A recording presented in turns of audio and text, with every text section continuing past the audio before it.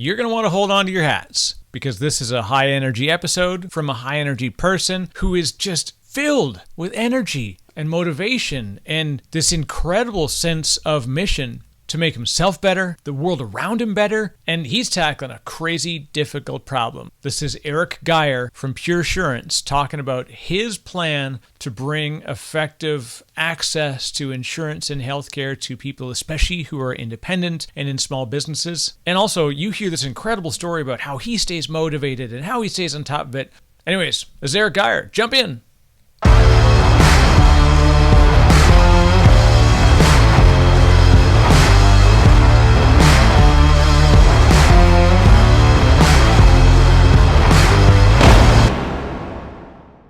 Hold tight to your seats for a show that gives you not only a sense of mission, but really why I do what I do. And I'm so inspired by what Eric, that's weird. It's weird saying your own name is somebody else's name. But anyways, it's about Eric Geier. And he's going to tell you about how he's choosing to tackle a really challenging problem around healthcare and insurance access. And if you're at all involved in independent work or you're contracting or you're a founder or you're running a small business, wow, this is going to be an episode you need to listen to. It's just so inspiring, the story that goes into how he got it started and how he just stays lit up with motivation and excitement. This is actually, speaking of inspired, I would like to inspire you to do me a favor and click on subscribe and click on that like button just to let us know that things are going good.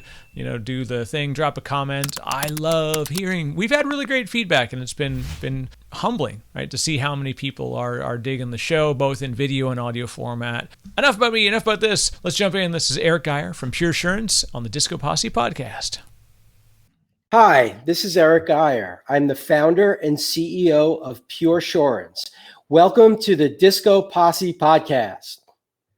All right. You're a pro at this. You're a fantastic speaker, by the way, Eric. So this is my pleasure to host you, not just because you're named Eric, but because I'm a big fan of the story of your organization. I'm going to love that my audience is going to be very aware of the challenges that your team are solving. And you've got such a really good personal history in the industry and how you got to here. So it'll be fun to kind of dive into how Puresurance got started as well. But before I go too far talking about it, for folks that are brand new to you, Eric, if you want to give us a quick intro and a bio, and then we'll talk about the Puresurance story. Sure. Yes. My name is Eric Geier. I'm the founder and CEO of Puresurance.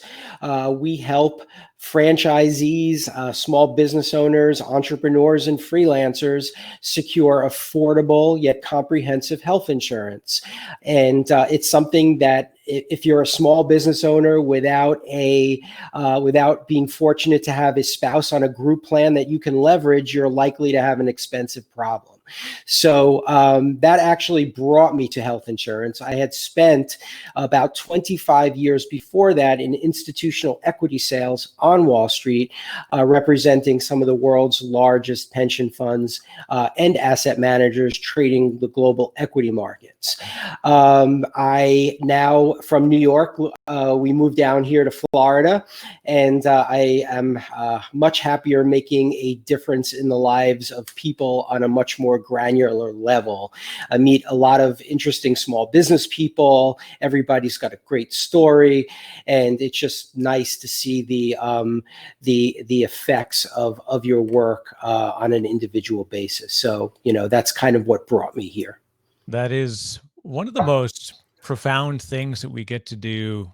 We often talk about, the stories and the customer stories. Like, it's such a fundamental part of like marketing and really relating what it is, the value that we bring as organizations. And when you can actually like shake the hand of the person that you helped directly. And it's great. This is a hot topic, definitely in one that we see the numbers from the SBA. We see the numbers from, especially the last 18 months. A lot of folks are in a real struggle as far as, hey, can I get away from my traditional day-to-day, because my traditional day-to-day is not tenable anymore. Like it either went away or it's been cut back. Just the world has changed so much in the last while. And a lot of folks say, well, let me start my own thing. However, outside of just going to, LegalZoom and grabbing your contract and forming a Delaware LLC, there is suddenly a real personal family problem that you have. And this is the problem of healthcare. And so if you want to give background, especially for my international listeners, so as the Canadian, all my Canadian folks are like, what are you talking about? It's all included. Yeah, no worries. The Canadians can come back in 20 minutes when we talk about startups. Yeah, exactly. Well, the probably one of the most fitting examples is that the Franchise Business Association, based down here in Florida, who represents over 200 franchises as well as third-party marketers, has brought me on as the person to solve the health insurance problems for the existing franchisees and for those who are considering going into business for themselves. One of the biggest stumbling blocks, especially if you have a family, in making that jump from corporate America is to have that health insurance in place. So when you do open up your doors in whatever business you decide to undertake, it won't be an albatross on your shoulders having to pay that COBRA monthly fee that is so taxing for a new business owner where cash is king and liquidity is paramount. So every day we're trying to make health insurance as wallet friendly as possible while providing the kind of asset protection that business owners need to stay solvent and not have to worry that if a serious event happens to either them or anyone in their family or their employees, that they will be sufficiently taken care of. It's an interesting thing too. It's not just accessibility of insurance and just the raw capital expenditure that's there, but also like it's effectively an investment. It's one that we have to invest in every month, but there are ways in which we can use, things that, there are different asset vehicles and different investment vehicles that can be incorporated along with it. Mm-hmm. But most people don't even do their taxes and they very certainly don't do their health care. Yes. With the attention that it needs, right? Yep. I actually get laughed at a lot because I'm the only one who gets excited about health insurance. No, but it's important because health insurance is, first of all, not a one size fits all thing, right? So, you could have been put on a policy 3 years ago and all of a sudden your life circumstances might have changed and it dictates that you don't need this, but you need that. And this is something where you need to do an annual review like you do your retirement plan. This is asset protection. This is health protection. This is, God forbid, something serious happens, there are no surprises. So, I would strongly encourage that whoever your health agent or broker is, that you conduct an annual review to make sure that the coverage that you have is relevant to the life situation that you find yourself in at the moment. That becomes the important thing too. It's not even just one size fits all, but one size fits you for greater than 12 months. A lot can be affected in your life. And as people think 5 years down the road to perhaps business and financial planning, it's so odd that we don't think of what is the impact on my overall insurance and program. My wife, has severe allergies. She always sort of jokes. She says basically food is trying to kill her every day.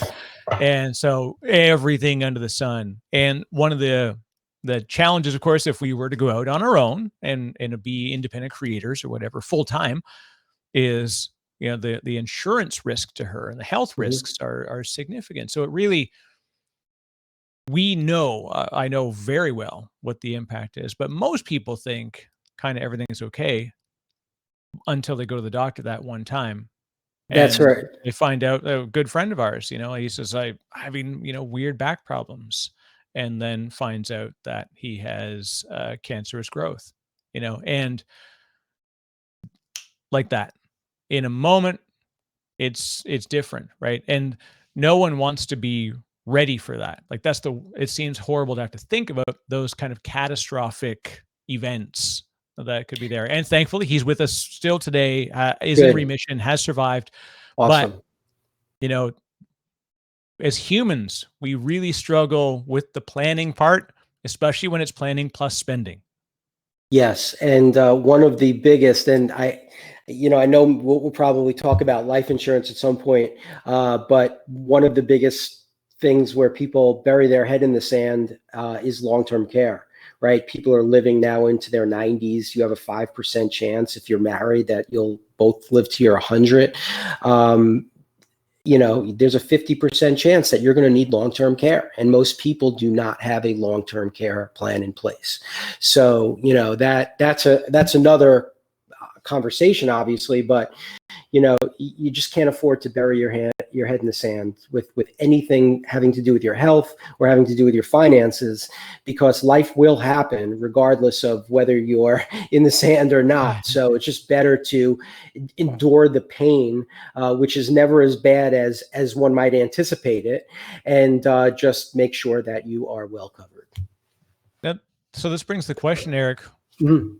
What's the Puresurance story that's targeted specifically to the independent folks and the entrepreneurs? How do you bring something that's gonna be focused on that audience or persona, I guess is one would say in our marketing terms, right? Yeah. So, a lot of this, I represent one of the largest franchises in this country, over 1,200 franchisees nationwide. And, the biggest reasons they come to me is insurance unaffordability, high deductibles that they don't even hit. So they're not even seeing any value in their plan at all. They're basically functionally uninsured. Cobra is a problem, and just really high prices for their families that they can no longer afford, but they need this desperate coverage. So the impetus behind Puresurance was, let's find an affordable option for small business owners who can feel good at night that they're going to be well covered and not have to endure this ridiculous premiums that are escalating year over year, and deductibles which are increasing. So I think we've done a good job in doing that. It's there's a lot of things out there that people who are not on the inside don't know, call them tricks and tips, especially with emergency rooms who hike up the bills as much as 1,100%. So we don't just kind of insure people, we coach people on how to take a more proactive approach to their healthcare. So number one, the patient provider relationship is restored, and not just like an assembly line like major medical insurance companies have made doctors, right? Right now it's about how many people you can see in an 8-hour period, not let me give time to this patient who really needs it. So it's I aim to do that. And when we're working with people, let's put the provider-patient relationship back together, and because nobody is going to know your health better than your primary care physician, and let's make it affordable. It's a very, very easy model. And it's so funny. It's like Steve Jobs when he did that monumental speech in front of Stanford at the commencement, I think it was 2005, talks about the dots connecting, that you can never see the dots connecting forward. You can only see it connecting backward. And when I got my start on Wall Street, I worked for a firm that brought transparency to a very opaque trading style. When back in the late 80s, early 90s, trading there were no screens, there was no electronic trading. It was all, pieces of paper and brokers and specialists. Right. And old school. Yeah, old school stuff, right? And the New York Stock Exchange is basically a photo op place right now. And, we we brought transparency to a very opaque market, brought transaction costs down. So it was actually being in the center of the advent of electronic trading that made that experience let's say that shined the light for me on health insurance, another very opaque business that I aim to bring transparency to. And what's sort of the secret sauce that you bring aside from, I mean, coaching is one of the most fundamental things, right? It's not just, it's actually creating a program and engaging and understanding, KYC, as we call it in finance, right? It's, you have to know your client, understand their risk, and it's a legal requirement.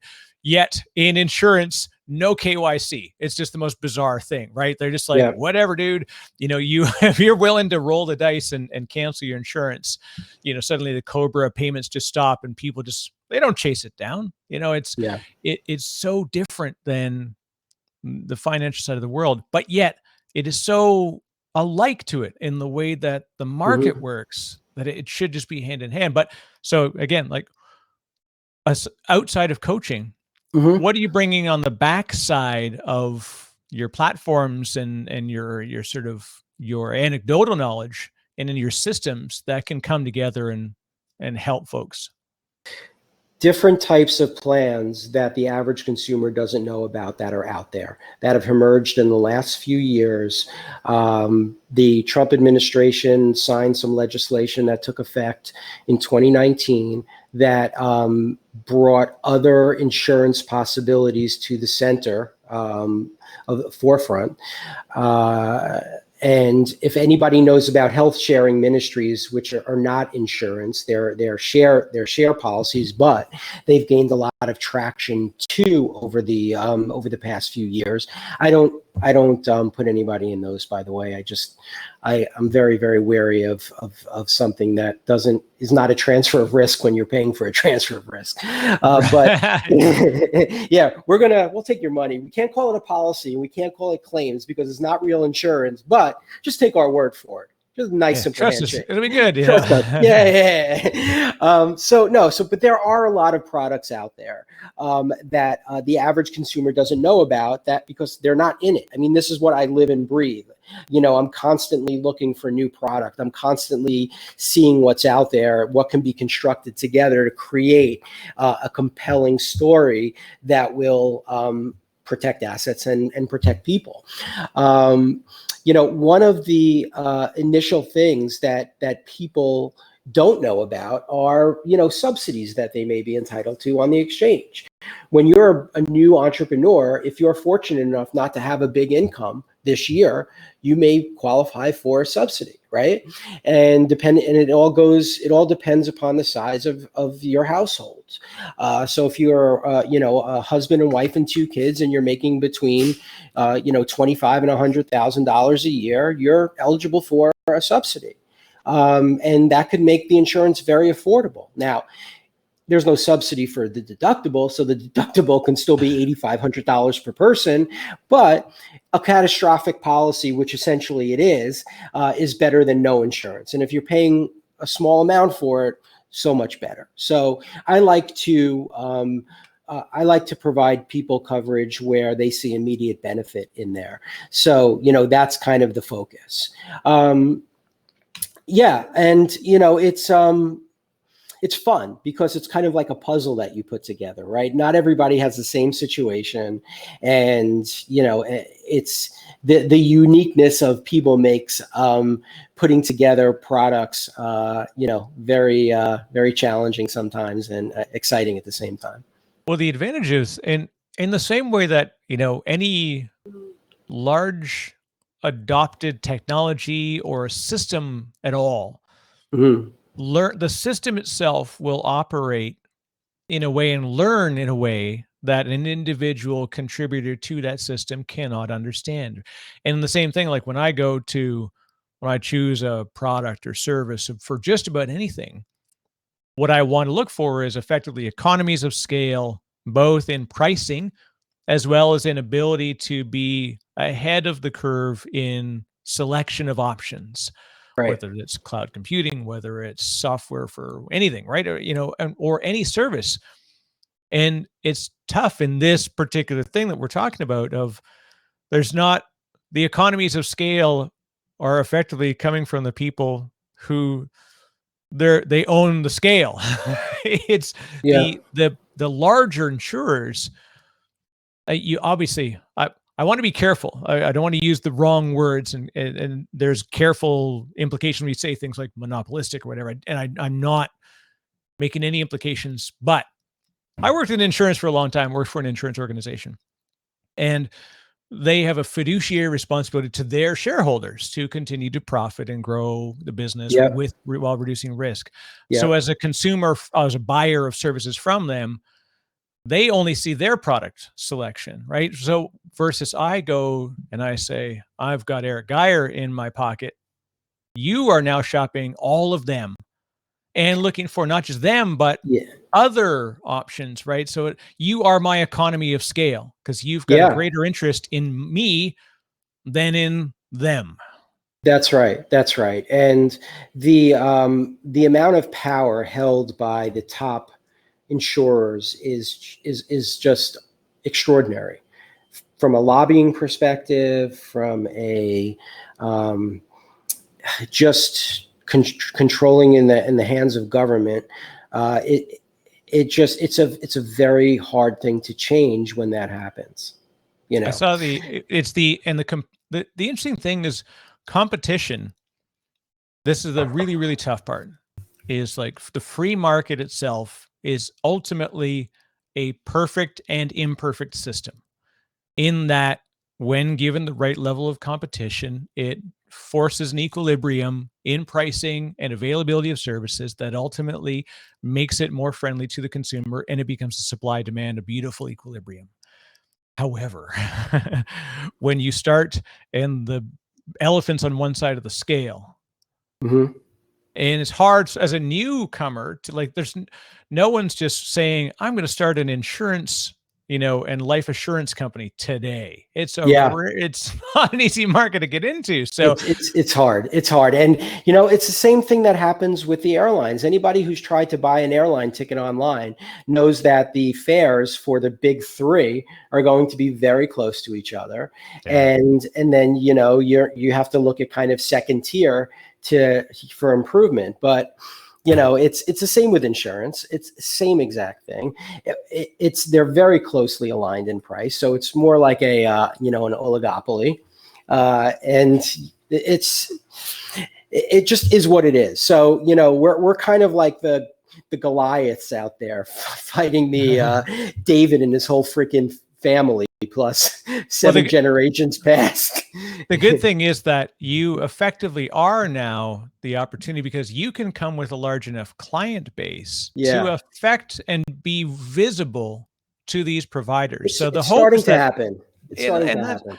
That's what we need, because then it's a real win-win, because effectively now you can ride their wave of understanding and competitiveness with your clients, because they'll say, Eric's doing all this crazy stuff and he's found a way and he's using our competitors against us. So let's use our stuff and Eric and Puresurance and the folks against the competitors, realizing that you are now a competitive differentiator for all of these large organizations. Like, that's what needs to be seen, so that they can then bring better products so that you can then offer them to all your clients. So one of the things that I love to see, that I love happening, and it's actually big down here, is concierge medicine, where people pay a monthly fee and they get in to see the doctor as much as they want, and their doctor is on call. A real, let's say, relationship between the provider and the patient, right? That's what you want. That's the goal. So wouldn't it be great to find private health insurance that works well in that model too? And, that's a goal as well. A lot of small business owners don't have a lot of time. They don't know when they're going to be able to book an appointment out 2 weeks in advance, right? So if they have an issue, they want to get into somewhere today. They want their kid in today. That's how they operate. And, this is, I also look to leverage that relationship to complement that offering with my small business owning clientele. If you could choose, and I know I'm going to put you on the spot here, what's sort of the top myth, or maybe a couple, that people have that's just commonly believed about healthcare in general here in the United States? That open networks don't exist. That emergency rooms are, that you never tell. Here's a tip: don't ever tell an emergency room that you have insurance. When you go into the ER, always say that you're self-insured or that you're uninsured, because then you're going to pay the real price. And if you have the kind of insurance where you can submit a bill by yourself and get that really good price at the ER, then that is a win-win for everybody. So you're playing chess with the healthcare system. And if you know how to play chess, you're going to win, right? I had a client in Houston, actually, chest pain. She was having huge chest pains, and she was sent to the ER, and they did EKGs and all kinds of stuff. $3,700. Oh, we just lost your sound there for a second.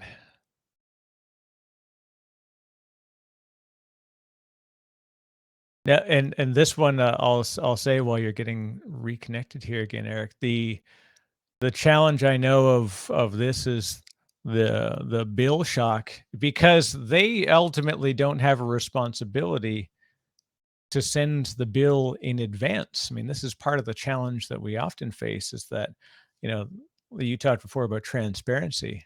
When I'm working with, a financial advisor, they tell me how much each trade is going to cost me. They tell me they can hand me a prospectus, but there's no prospectus when you walk into the ER saying I've got a problem and I need to deal with this. So, and that's the frightening thing, right? It compounds the risk to you as the consumer, because you don't have a choice. And at that point, in the same way that people always say that everybody finds religion only when they need it, that's the moment where you're praying that you're going to get through it. And the only person that's on the air that'll listen to your prayers is the one that's got the invoice. And they know that they're willing to sort of stretch your understanding of faith via your insurance company, which is a really, really tough spot to be in. We still have no sound.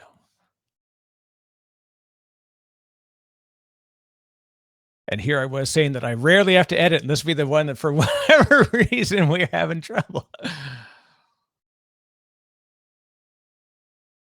Nothing.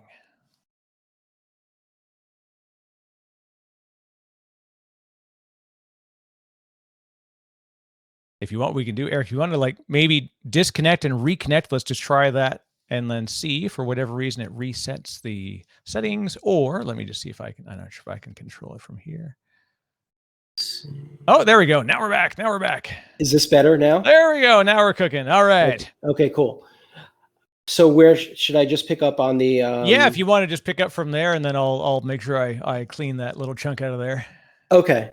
So, yeah. So we talk about if you have to go to the ER and you're uninsured or you're underinsured, always go as a self-insured person because you're going to get the real price. So I was talking a story about my client in Houston who went to the ER, a $3,700 bill from the ER. When she went to check out, which they're not allowed to take money from you, by the way, but in this situation, it worked out. She said, insurance, please. She's like, I self-insure. That's what I coached her to say. And they came back to her with a couple of numbers that didn't work for her, and they finally settled on $650. So that $3,700 bill in a matter of 10 minutes went down to $650. And that just goes to show you that everything, is not written in stone. And she ended up, because of the insurance that she's on, making money on that ER visit. So there are plans out there that actually pay you for excess benefit. And this is a particular plan that she had. So she ended up, well, I don't want to say profit. She ended up having excess benefit. And, it doesn't happen all the time, but that's just an egregious example of how to fight back in emergency rooms, ridiculously high charges. And it really, again, it becomes the point of the economy of scale, in this case, the scale of knowledge and awareness of the rules and the offerings that are available to a consumer.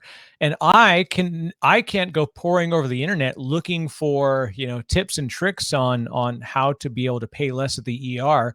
There may be a bunch of articles out there, but they're never going to have the proven scale, and also that I could ultimately buy product through. This is why, again, I really appreciate you and your story of Puresurance in tackling this problem, because the consultative vendor, sorry, it's like a dirty word when I say vendor, but like the consultative, partner, product provider, right? It's like partner, you can be very different, and that you can actually, bring that, because look, the hospitals, unfortunately, like the insurance companies, have a fiduciary responsibility, and someone's paying for it. They know that they can get it at the other side, so why wouldn't they? It's, again, it's the free market. I love it, but good golly, it's tough, right? Because that they're going to leverage it, and the moment they can't, those prices would plummet, right? Look, if you know how the game is played, it's easy to navigate and bend and do what you need. Everybody is an expert in the business that they do, and they know the workarounds for things, right? Health insurance is no different. I'm just somebody who's taken the time to get into the weeds and know how everything works, and then structure my business around it. You're like the secret menu for healthcare. I love it. I'm like Winston Wolfe from Pulp Fiction of health insurance. Well, and this is so important because, we've got generational change that's happening. That we've got, we all kind of joke of like, okay, boomer, and all these sort of memes that come around stuff. But the whole industry is adjusting to the populace. And so anything that you are going to get told by your parents, your uncles and aunts, is relative to their experience directly with healthcare. So today's regulatory changes, as you talked about, recent changes that have happened, it's like, if you're not watching for this stuff, it's happening, and it just happens quietly. And if you don't, that's why you need a partner. That's why you really do need that consultative partner. One of the bigger reasons why healthcare has gotten so expensive is because the individual mandate went away in 2019. So there's no more penalty for not having insurance unless you're in the state of California.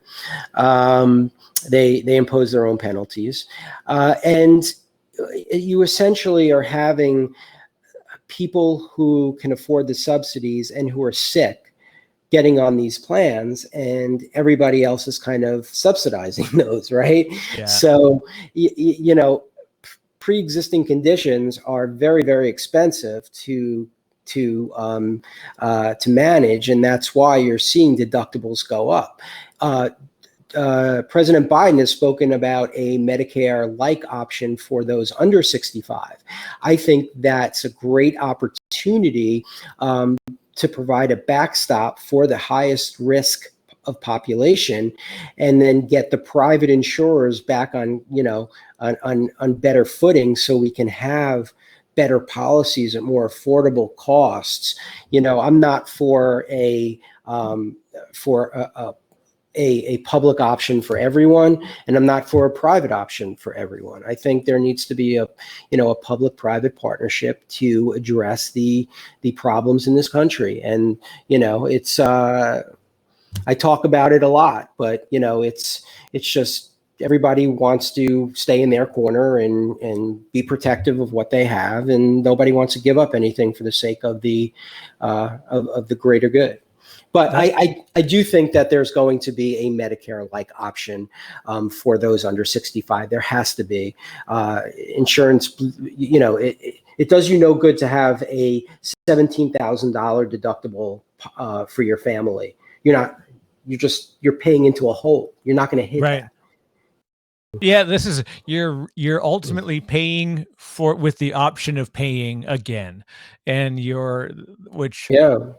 and you bring up a great point, Eric, that it's a polarizing topic, and unfortunately, for whatever reason, like just at least in the very public sphere, the Twitter sphere, and like the news cycles, everybody's wrapped around some side winning. And it's like, we've got 335 million people, or whatever the current population is. I'm Canadian, so I failed my geography test just now, but let's just say ballpark 335-ish million people. Yep. We have to think in not winning and losing, but in, as you mentioned, the greater good. What's the thing we can do for the greatest part of the population, so that then the edge cases are manageable. Yeah. But we've got to stop treating like the edge case is the greater solution, and then push for all or nothing, which is a really, really tough position to be in. It is. And, I always say to myself, and I have to remind myself sometimes, that never let progress get in the way of perfection, right? No. Never let perfection get in the way of progress. That's right. That's right. And that's what it is a lot of the times. People, naysayers out there are saying, well, this won't work, this won't work, that won't work. And of course, nothing's going to be perfect, right? But you have to get into it to see. So let's just do something that makes sense and stop fighting about it, right? You can't, everybody jumping up, socialism, this is socialism, blah, blah, blah, blah. You have socialist policies in this country. Medicare is a socialist policy. Social Security is a socialist policy. There's nothing wrong with government taking the reins on things. But there's some things that private industry does better, and it should be recognized. And there's opportunities for public and private to work together. And if that can happen, I think there's going to be a much better outcome in the future. I think what you said at the beginning was important too. Like we've seen this have to happen, although we still struggle with it in the financial industry, is transparency. Yeah. And especially when you get in those public-private partnerships, there is the same potential for a for-profit, insurer, and a for-profit hospital, and to ultimately, for I'll say collude is a rough word, because again it has implications, but like to see the opportunity for profits, and then aim for it, versus when we have transparency across the board, then the consumer can begin to choose and steer the ship more so than just, because I would say I'll align almost libertarian in the sense of I like smaller government, but I recognize we need government controls for many things. But you also need an informed population, and people need to recognize the importance of this and not depend on their legislators to affect the change, right? Affecting change can happen at the ground level, and should, because that's, like you said, that moves the ship. Yeah, especially when the people that represent us make far more than us, and aren't required to do the things we do, like take on our health care. Right. It's all covered for them. They're good. They don't need any, and I'm sure they're getting nice campaign donations too from the big guns. So, life is great there. But I bring a different perspective, and I want people to be able to look. The more money in somebody's pocket is more money that they can grow their business with. It's more money that they can put towards their retirement. It's money that they can take their family on vacation or send their kid to the school that they want to go to. So better in your pocket than in somebody else's pocket, number one, and better to be informed than not. My clients have the luxury of of me being informed on their behalf, but I do make them take a more proactive approach to their healthcare. I do bother them every now and then. Did you do this? Did you do that? Did you do? But I'm the kind of person that works 24/7. So I'm always thinking about things at all hours of the night. So. Well, and that's who you want on your team is somebody who's going to care a lot more about it. This is why I implore people to look at what you're bringing to the market, because this is something that I don't want to have to care as hard about it as you can. Yeah. And just like financial advice and healthcare advice and coaching advice and relationship advice, if we only look to the internet and to our peer group, then it will not end in a positive story, because it's just, if you do it, you're lucky more than right. I am a big fan of staffing out stuff that you don't understand and don't want to understand, right? I don't change my own oil in my car just because there's somebody who's going to do it better. I can probably do it, but there's somebody who's going to do it better. And just like, you have people do your mundane stuff so you can focus on bigger picture stuff when you're a business owner. So it's the same exact thing, right? Always find a competent person who knows more than you do and work with that person. And health insurance is no different. Retirement is no different. Mentor relationships are the kind of things that everybody should be looking for, I think. The funny thing is, every once in a while you watch somebody's eyes open up to like the challenge we have. And again, I don't want to sound like I'm trashing government or whatever, but like great example is if I go through, so I'm a technologist and I'm intimately aware when something comes along, like there was a thing called SOPA, which was the idea of like online privacy. And immediately I recognize like there's a gross overreach that's going to occur if this goes in, and people rallied around it. And all these technologists were like, hey, this can't happen, because they understood the rules of the game in that game. And so they took a vested interest, and we actively, as a society, as a group, were able to influence outcomes and make changes. But then the funny thing is, then along comes, healthcare decision X, whatever it's going to be. And they're like, well, they must know more about that than I do. Like, no, they know as little about that as they did about SOPA or on anything. They're lawyers. They know how to write fantastic legislative contracts. They are not more knowledgeable.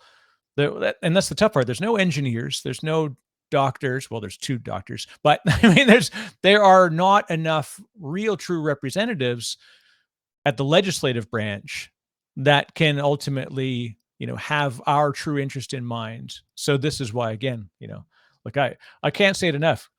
Like find somebody, like you said, like go to an expert of everything that you need them to be an expert in. That's right. That's right.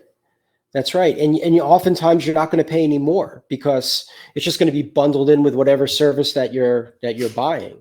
But even if you do have to pay, you're going to pay a lot less in the long run by by doing the right thing now. So that's just kind of, it's just kind of something that I've been working on myself too, that it's always historically been problematic for me to not do everything. Like my instinct is to do everything. I like to be involved in everything, and you can't, right?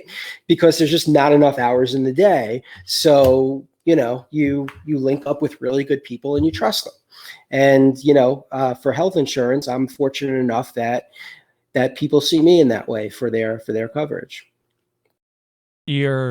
The way you approach things, Eric, is interesting. You come from a financial background. You clearly very aware of like the financial implications of these things, the larger market. You've got an incredible amount of knowledge, but everything that you do, the customer always slides into first every time. Like that's the first thing that comes through. Even when I appreciate you saying that. This is very differentiating and rare. sadly, in the world, right? I What think I think did you that for you? well, I I rescue homeless pets, so that's that does that for me. But I mean, I have a servant's mentality. You know, you just, when you're working with people, you have to have a servant's mentality. It's not about you. It's about providing value for them. It's about making their lives better. It's about taking a big problem they have and eliminating it for them. It's, you know, that's what it is. And if you do that, business comes to you tenfold. But get the focus off of you and focus on those who you're serving. And if you do that, I think that the world is going to be a much better place. Well, you bring up a good point. It's something I've had it on my things I wanted to ask you about. You know, you're both a donor as well as active in animal rescue and lots of different ways. Let's Yeah. talk about that. What drew you to that as an important thing for your world? I was bullied as a kid. I was a little overweight, and I'm not 5'9". I'm like 5'5" on a great day. So there was I was bullied from a height perspective and from a weight perspective. And when you're bullied, it opens your eyes as to the vulnerability of others who are also bullied. And animals can't talk. They can't tell people they're in pain. They can't tell people they're scared. So, I being an advocate for them was a logical next step. Children and animals are a lot alike in that respect, where they're very vulnerable. So those two segments of the population are something that my wife and I feel very, very strongly about and aim to make a difference in. And especially if we look over the last year and a half now, it's hard to believe we can say that at this point. Like that voice got dampened even lower, both for children, for animals, right? So people Yeah, have less money. Abuse is potentially much more rampant and now unseen. It's a really, really tough thing. And I've had a few folks on the show who've really, seen that. And we're doing, I do as much as I can to kind of reach into organizations to help out for stuff like that, because yeah, this is sort of it didn't stop. It just became more hidden, which is far more dangerous. I agree. I agree. The more stuff that's out in the open, the better chance of change. Now, the other thing that's, again, your background is you went, you went to business school. You've got a great, strong financial background, and you saw successes in there.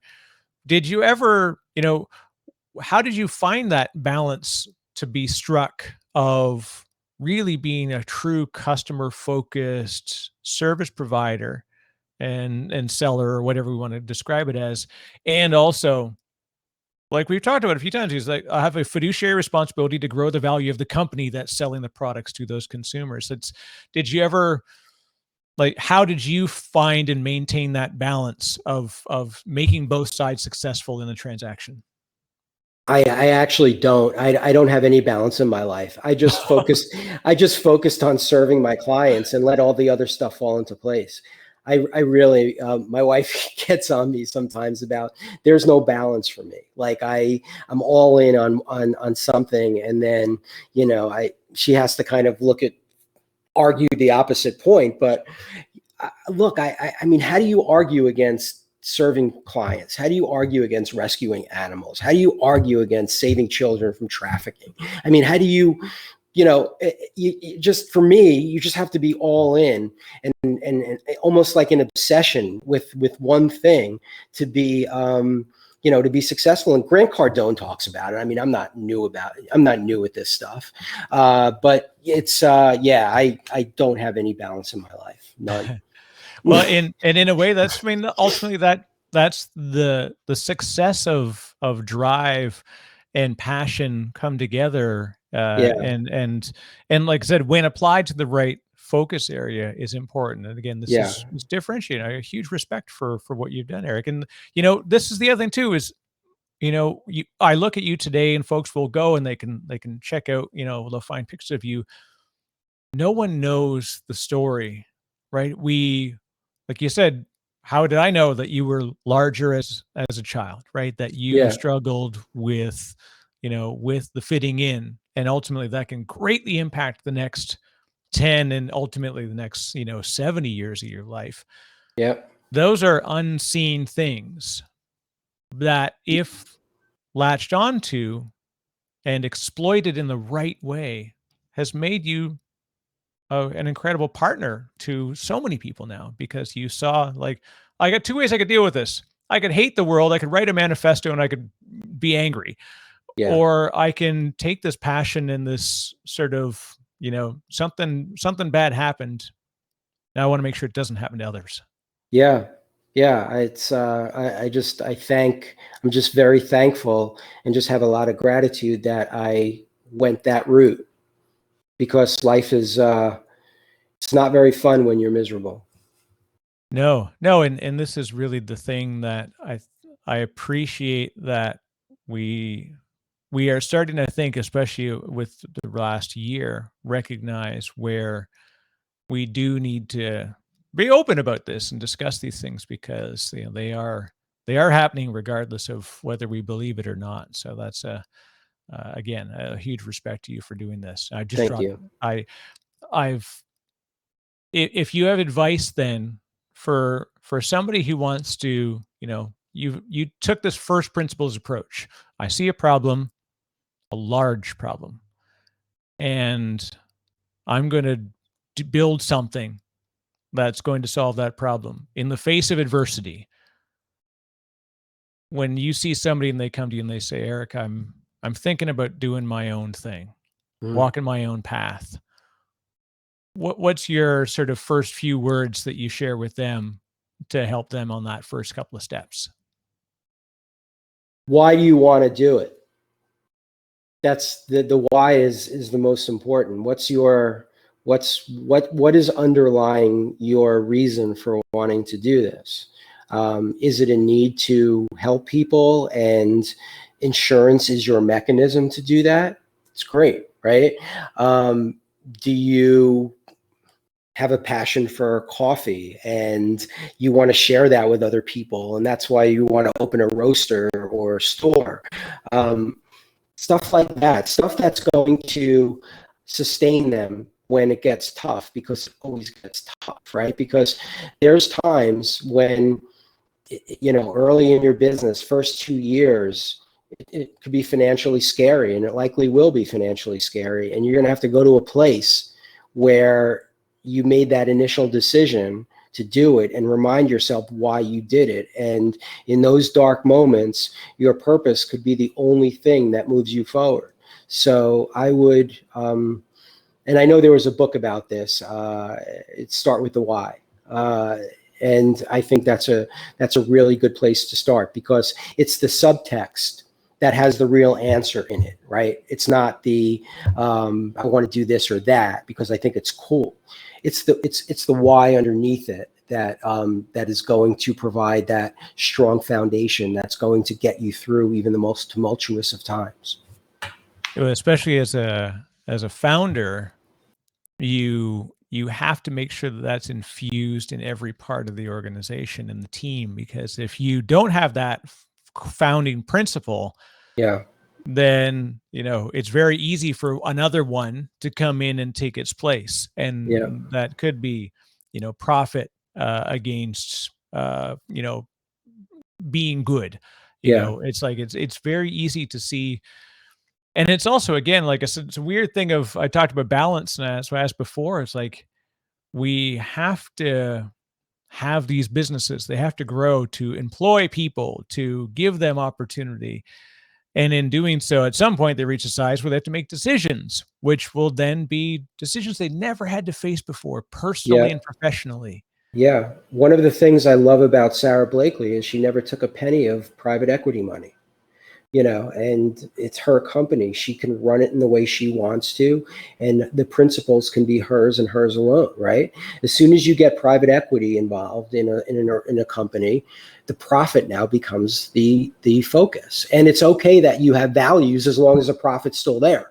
But if the profits start hitting a roadblock, those values are going to be compromised. And I would, in anything I ever start or become a part of, no matter how tempting that payoff might be, I would never, ever want to be a part of a company where a private equity firm owns a piece of, or a public company, because you're just sacrificing that which makes you unique and special. Yeah, that's what I actually just read the book. I forget what it's called, something about the Caesars. It was basically about the Caesars bankruptcy, and talking about the way of the battle of the shareholders and the private equity firms that ultimately bought up the debt. It was an incredible story. And having, you and I both spent a couple of decades, in the financial industry, so we know how a lot of that stuff works. And it's weird that people just like throw it around like, oh yeah, they just got by, KKR, they got by somebody, and it was like, oh, some random private equity firm. Yeah. No idea what that implication is. Yep. For that organization. And, sometimes it can be good because it means that they could find efficiencies that could get them back on to rediscover that vision that made them the corporation to begin with. That's why we see sometimes they go in and out of private equity. They can ultimately be rescued through those things. But it's like when someone says, oh, congratulations, I see you just got funding. You're like, I don't know if you want to congratulate them. They just signed a contract. They'll cost your soul. Yeah, exactly. It's a term sheet with the devil sometimes, but if it means that you can get to the point where you can bring this vision to a higher level of exexecution, then it's fantastic. But it's not an easy road. And there are good private equity firms out there. I shouldn't make a generalization on that, but there are horror stories for the taking out there. So Yeah, and that was the amazing thing is even now those same firms are revisiting the way they approach things, because they've had, through the 80s and 90s especially, we saw a real change in the industry. Yeah. And then the 2000s was, the financial world kind of went sideways. And that really opened the door for those with cash to ultimately have an unhealthy level of control over asset, repatriation. And, but if we didn't have that, a lot of companies would be missing. We saw JCPenney's and those of the world that are, as they go into bankruptcy, but they will reemerge, hopefully, now hopefully healthy, and we can get back on top of it again. But yeah. I guess what I'm just saying here is that I just wish that the world would care a little bit more about the rest of the world. Yeah, no, and that's it. Sorry, I'm sorry that I'm pulling you into my horrifying dark tales of I like it. It's a good conversation. It's a good conversation. And that's it, right? When it all comes down to it, isn't it amazing when we can look and say, I did this. Mm-hmm. I've got, somebody comes up to you and they say thank you, and it can be the smallest thing that they learned that brought them to an outcome that they hadn't expected was available to them. Yep. And it made, and their life was changed because of it for the better. Yeah, absolutely. Well, that's why we're put on this earth. And I hope that more people see the opportunity to affect it as well, even in small ways. Like you said, like we can go to a shelter, we can do small giving things and small time giving things. Yeah. You don't have to do everything. You just do something. From the man who doesn't do anything but everything. There you go. Thank you. Thank you. Too kind. It is. My wife always, tells me, I share a similar fate of throwing myself into things as you do, Eric. It's funny because, a friend of mine actually sent me this picture. It's like this wolf, like with his like big gritting teeth, and it says, "Bit off more than you can chew harder." That's right. That's right. Keep going. I'll always have this of like, I'm overwhelmed constantly. And then like all of a sudden a meeting gets canceled and you've got an hour of your life that you never thought you had. And all of a sudden I'm like, I can do 5 hours of work in this 1 hour. I immediately think of way too many things to squeeze into that time. But it's in our nature, and the good thing is when you do this enough, you get enough things that stick, and Yep. that's why folks like you inspire me to do those kind Likewise. of things. Right? It's such a beautiful treat when you can see the result of it come through. And I think I remember seeing a talk. I forget who it was. A clinical psychologist. It might have been Dr. Jordan Peterson, polarizing figure for some, and he said that creative people tend to create an incredible amount of value, but rarely for themselves. And it reminds me of your story, Eric. It's like you do so much. The side effect is that it will come back to you. And I'm pleased that it has been able to do so. And I hope that much more does come back to you And it can because of do, how much you give.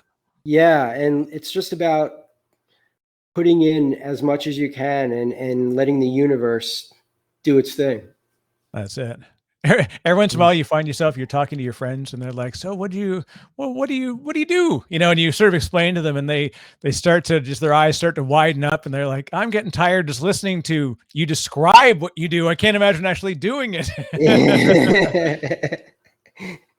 It's fun. Look, I live in Florida. It's beautiful here. I'm very fortunate, and I get to talk to smart people like you. And I'm lucky enough that I have an amazing woman who loves me, and it's just strong family, strong friends, and it's about relationships and just loving what you're doing. That's it. And it's this is the interesting thing. I'd love for you to share. Balance is not something well, but Yeah. how do you take time to see the joy that you're able to experience? Because I imagine that Elon Musk also described, people said, like, what's it like when you go home? It's like, 1 a.m. and you're finally free. What's it like? He's like, that's when it gets the worst because now my mind is racing of what I can do. Right. So Yeah. how do you actually sort of disconnect or take time to find that opportunity to have gratitude and enjoy the things that are available to you? Long walks and ESPN. There you go. Do Yeah. you schedule it in? I'm always curious. Like, is it Now, something that you just kind of when the opportunity arises, you take advantage? when I need to, when I Yeah. need to go for a long walk and clear my head, I do it. Wimbledon is on this week, so I get to watch some tennis. College football will be on again, and I can kind of lose myself in that. And there's plenty out there. A good slice of pizza. That's all I need. A good slice of pizza and some sports is all I need. Well, what is amazing that we forget sometimes is that it literally is that little of a thing that if you actually focus on appreciating it, it can be incredible. It, Anything, yeah. anything. Yeah, anything. This whole thing of like, if I'm not, at Turks and Caicos for 3 Yeah, weeks, I can't possibly unwind. I'm like, I can unwind in the trip down the stairs to go see my wife. yeah. That's That's good. how I've learned to not have to wrap a package around relaxation because it's hard. I will never fit it in. But if I can learn that I can go for a run or a bike ride or just a walk and go sit out with my youngest daughter and blow bubbles on the front porch. How great is that? And And that's no what you're matter going to remember. You're not going to remember the meeting that you had yesterday. You're going to remember the 30 minutes you sat with your daughter on the front stoop and you blew bubbles with her and made her day doing it, right? yeah, I wish we had a Puresurance for that kind of joy. You never know what the next iteration may hold. There you go. There you go. So for folks that did want to get connected Yeah. with you, Eric, and find out more and how they can get in, see what's Mhm. available to them, what's the best way they can do that? You can actually download my digital business card by typing the word covered, COVERED, to 21,000, and from there you can email me. You can make an appointment to chat with me. I don't pressure. I don't provide any pressure. If you'd like me to look at your current plan and assess it, I'm happy to do that. Or you can go to puresurance.com and just, read a little bit more and, whatever you like to do. I'm easy. Well, that's you are easy to work with and easy to converse with. And thank you, Eric. It's been a real pleasure. I enjoyed this. It's this is why I love people always say, like, I got told over and over again at the start, they're like, whatever you do, don't go past like 20 to 30 minutes because people won't pay attention. I'm like, then you clearly don't know the people that I know, because what happens in the first 30 minutes is we get to talk about really neat stuff. And then beyond 30 minutes, you get to discover how that became neat to that person. Yeah.